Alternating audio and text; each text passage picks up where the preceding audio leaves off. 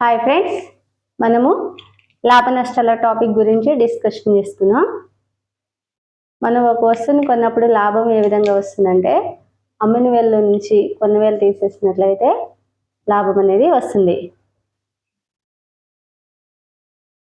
అమ్మిన వేల మైనస్ కొన్న వేల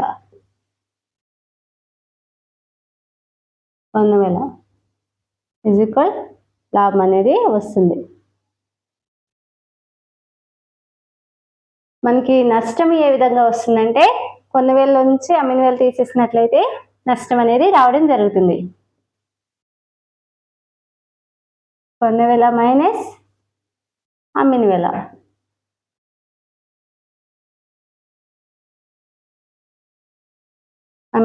ఇజ్ ఈక్వల్ నష్టం అనేది వస్తుంది.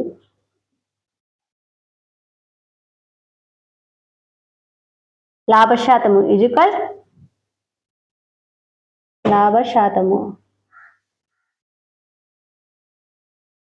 లాభశాతము ఇజ్ ఈక్వల్ లాభము బై కొన్న వేల ఇంటూ 100. లాభము బై కొన్న వేల ఇంటూ 100. ఓకే ఫ్రెండ్స్, లాభశాతం ఇజ్ ఈక్వల్ లాభము బై కొన్న వేల ఇంటూ 100. నష్టశాతము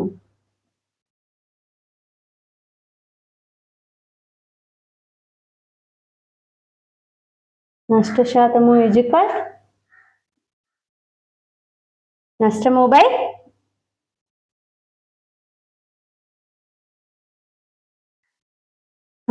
బై కొన్న వేల ఇంటూ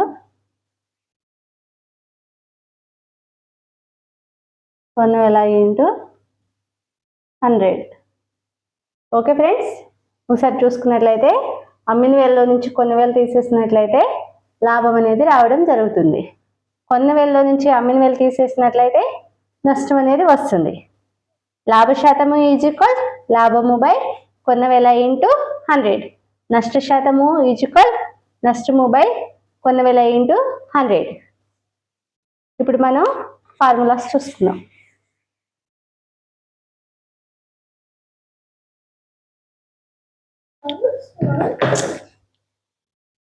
ఒక వస్తువుని, ఫస్ట్ క్వశ్చన్, ఒక వస్తువును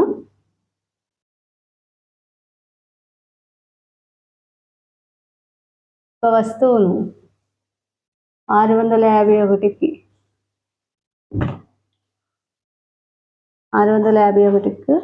అమ్మగా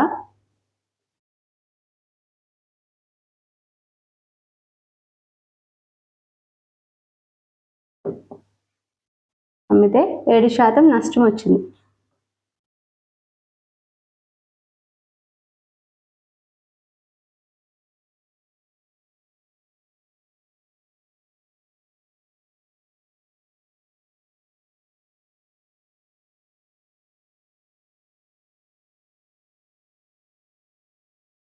శాతం నష్టం అనేది వస్తుంది.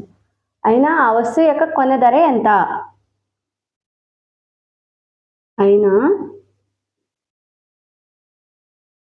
ఆ వస్తువు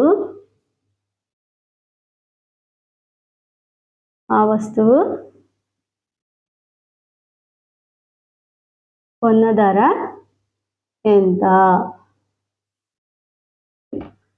ఓకే ఫ్రెండ్స్, ఒకసారి క్వశ్చన్ చూసినట్లయితే, ఒక వస్తువుని 651కి అమ్మగా 7% అనేది నష్టం అనేది వచ్చింది. అయినా ఆ వస్తువు యొక్క కొన్న ధర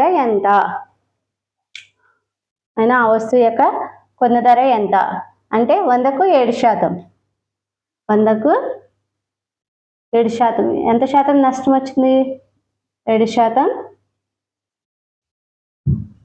7% నష్టం అనేది రావడం జరిగింది.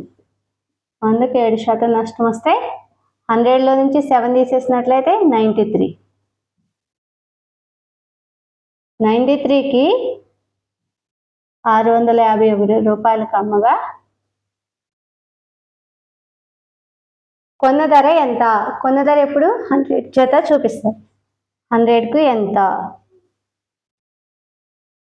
100కు ఎంత? ఇప్పుడు క్రాస్ మల్టిప్లికేషన్ చేసినట్లయితే 100 ఇంటూ 651/93.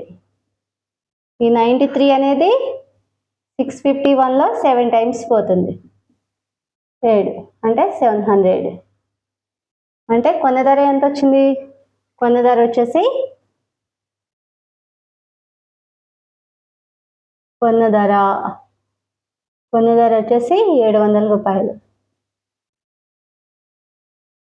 కొన్న ధర వచ్చేసి 700 రూపీస్.